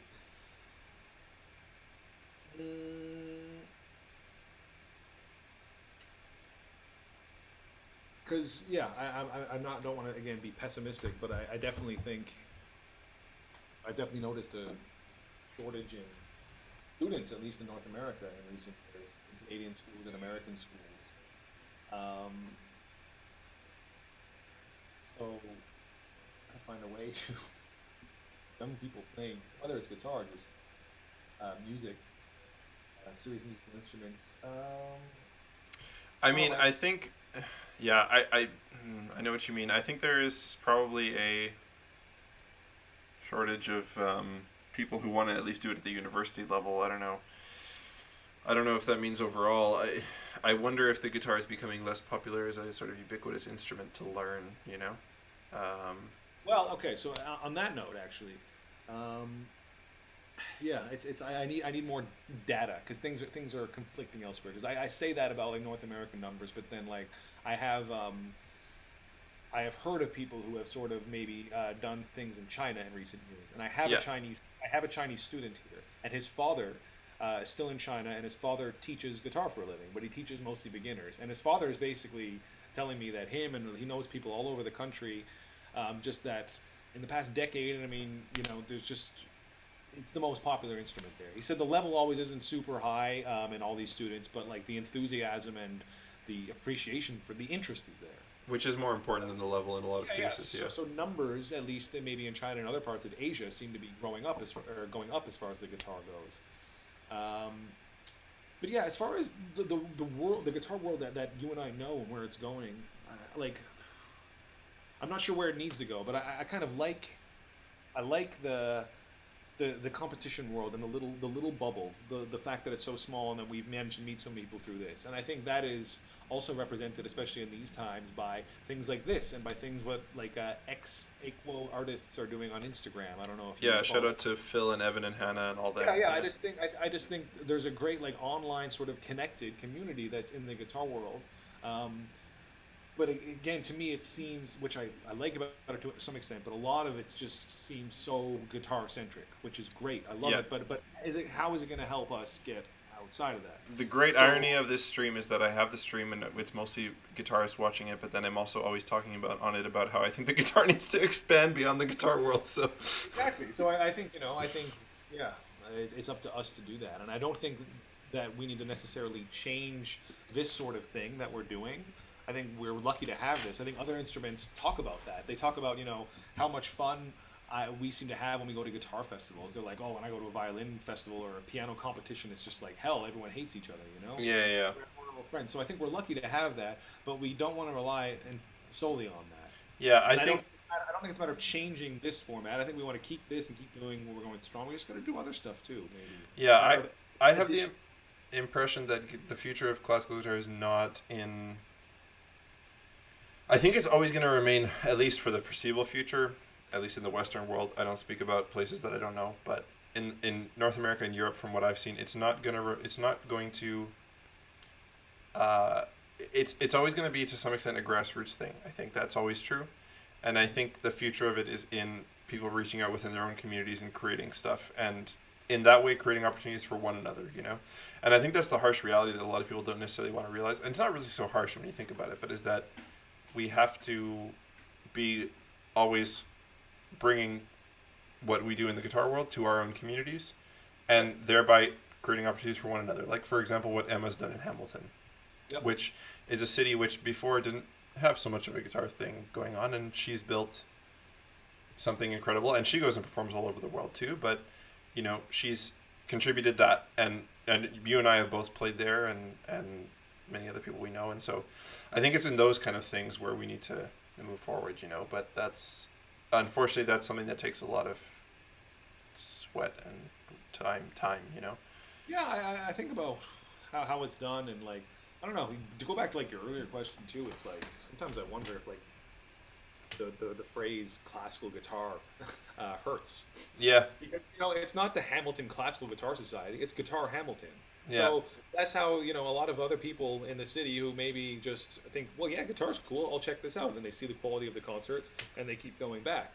And it's like, to me, it's like I find it puzzling that like I'll go see Judicature Perrois, in a tiny little school with like a small crowd here, and then like Tommy Emmanuel will be like selling out theaters like multiple nights in a row here. I mean, not to compare the two genres of music, but my point is that the people going to see Tommy Emmanuel maybe they're just guitar fans. I just think they don't know what we do.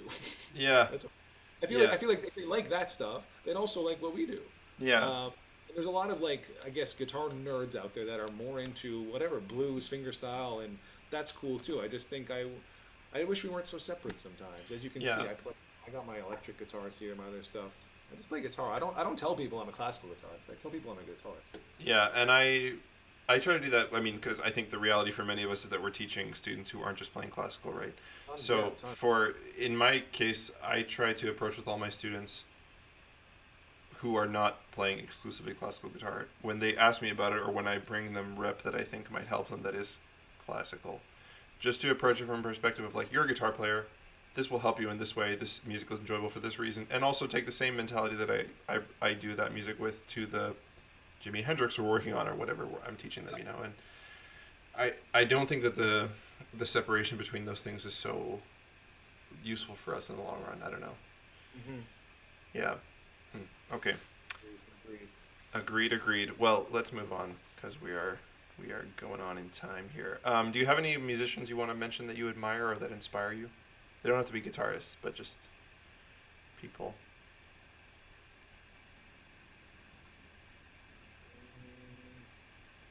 Where do you find inspiration? Do you find inspiration in music, in like guitarist, non-guitar music, or do you find inspiration in other things in life? Like what makes you want to pick up the guitar?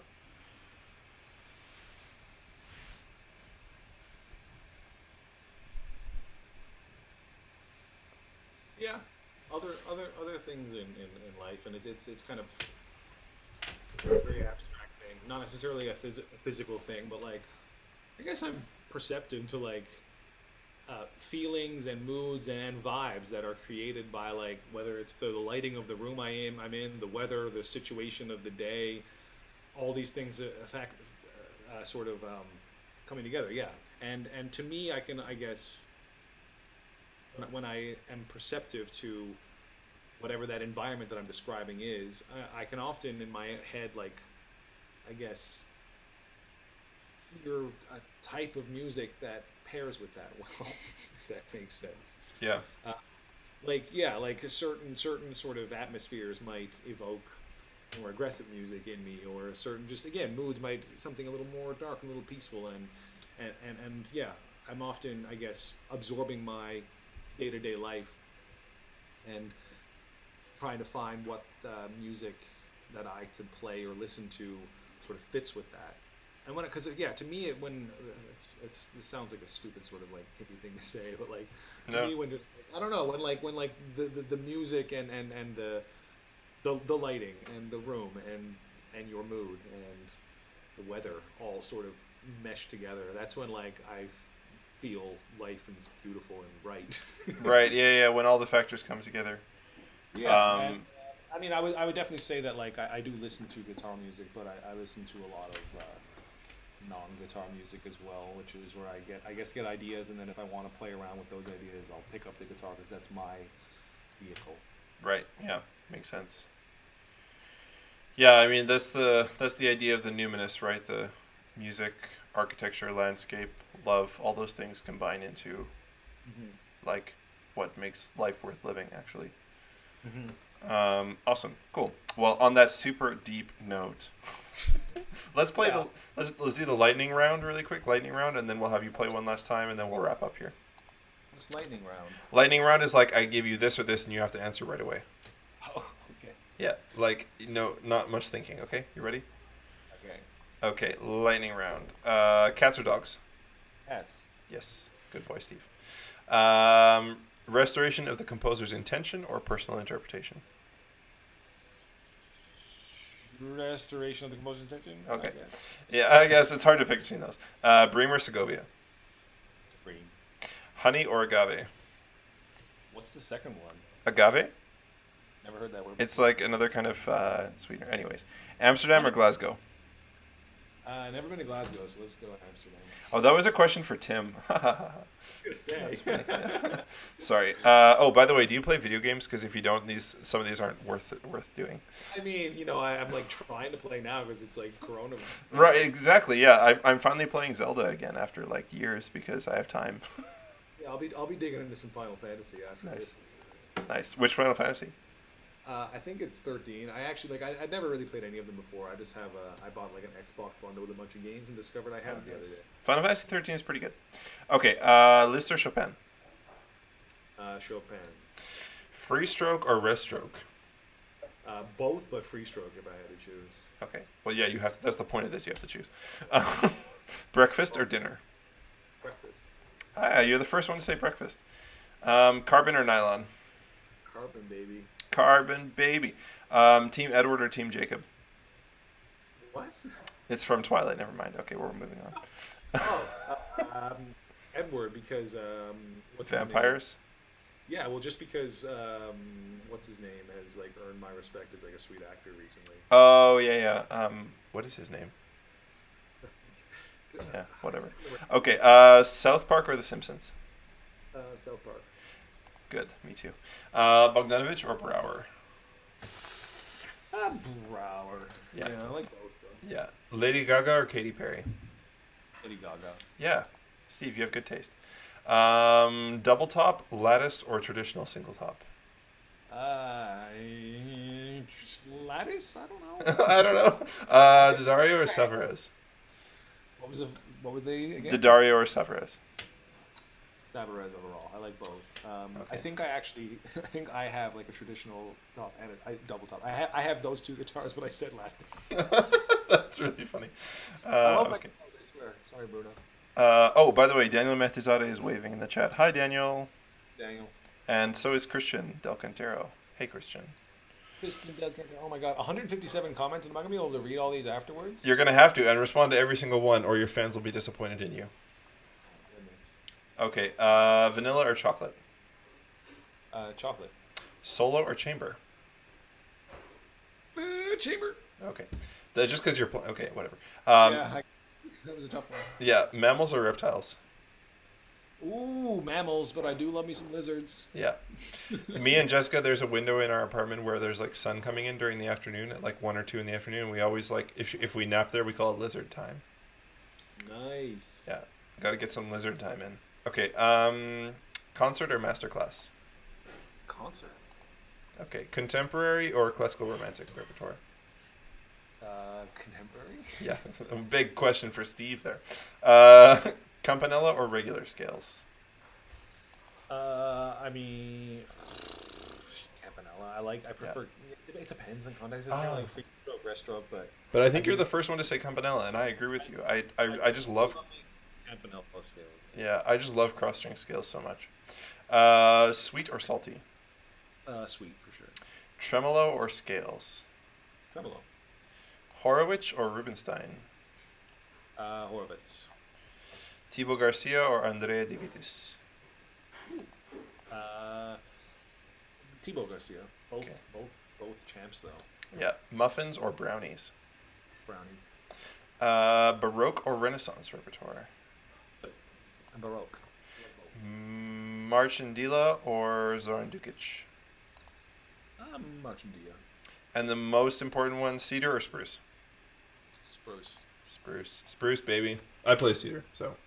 I played cedar too my whole life until I got this silly thing. Okay, so you're gonna play some Rockberg, or what do you want to play now? You can choose. Yeah. I'll try a pretty little Rockberg Caprice. So this was. Let's see, gotta tune up. Oh, Mark Hertz says hello. Hey, Mark. I remember staying at Mark's one time in Montreal. He's a good guy. Mark's a great guy. Yeah, this is one of the Rockberg Caprices. I think it's just in like a Bach style. Sounds like Bach. Cool. I'm gonna turn off my video and mic. And can you turn off your mic when you play? My mic? You don't want to hear me? Oh no, sorry. That would have been during the recordings. Never mind. I'll turn off my mic. Here all night, folks.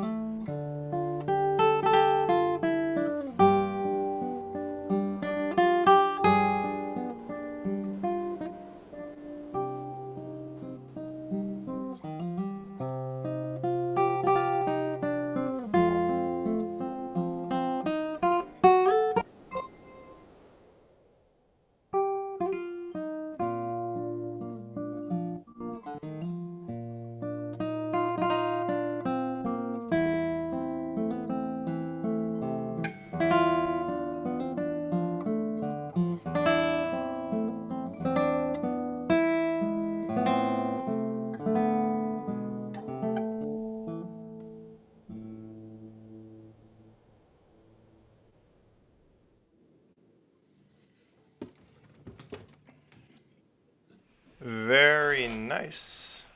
Nice work, man. Thanks. Oh, my headphones got unplugged by my cat freaking out. I brought my cat over here so that I could introduce him to the stream, but he heard some dishes in the kitchen and went flying off that way. My cats are both asleep.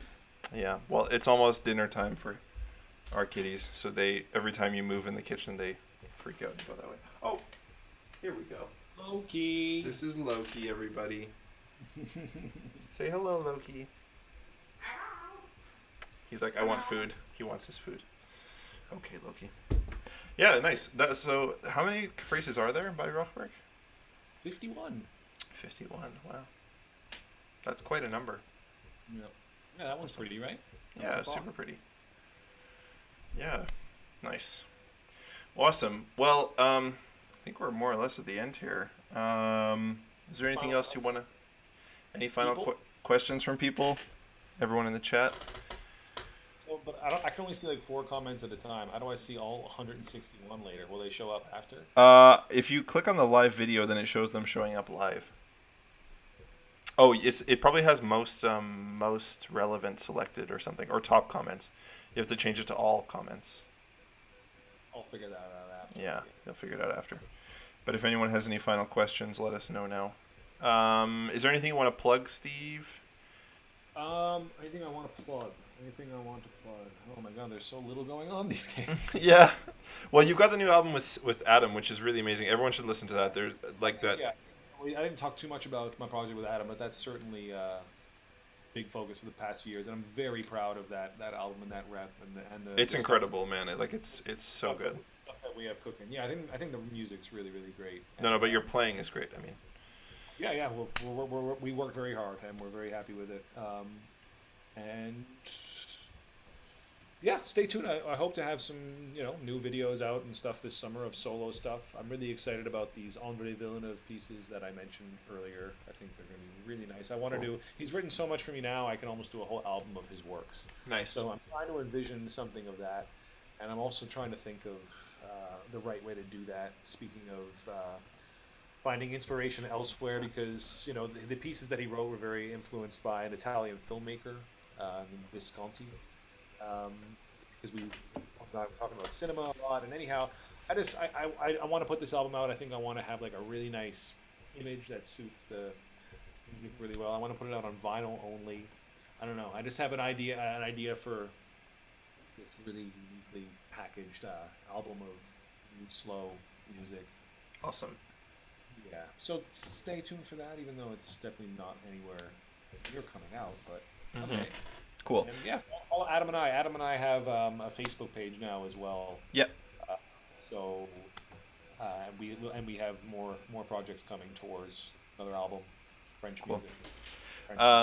And I hope once the pandemic is over, I hope to have you two both on. Hopefully, I haven't talked to Adam about it yet, but it would be really nice to have you guys as a duo come play for the stream. Yeah, and we're hoping to come to across the pond there next year sometime. So maybe we'll come visit you in the Trecht. That would be awesome. Yes, would love that. Here in Utrecht. I'm staying after school, so I actually just got my residence permit for 5 years. So, yeah.